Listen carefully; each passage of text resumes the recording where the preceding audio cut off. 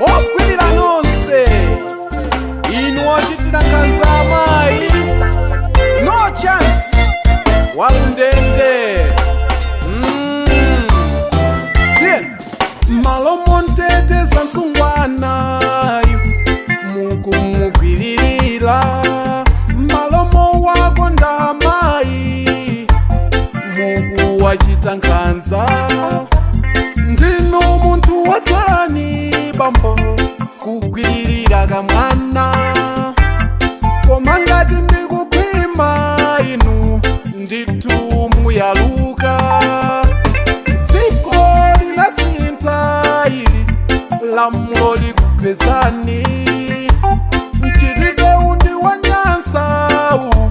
tithandizane uteleti tiyambe ndife kuteteza anawa tiyambe ndife kuteteza amayi ni udindo watose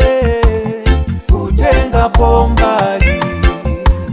tigwirane manja potetsa nkhanza tikanene kwa dindo otere akapezeka mtetezeni sungwanayu amaiti wako ndenso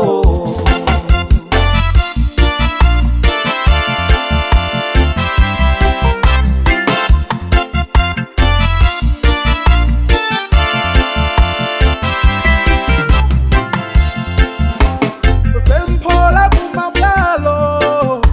mukhawulitse wotelewa mukhwimitse chilango ena tenge phunzilo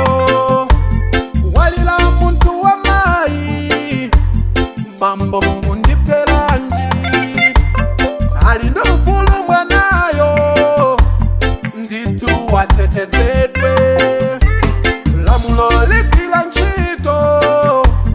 mukatela kundende ndikuyimba mobwereza nyimboyi mchitidwe uteleti tiyambe ndife kuteteza anawa tiyambe ndife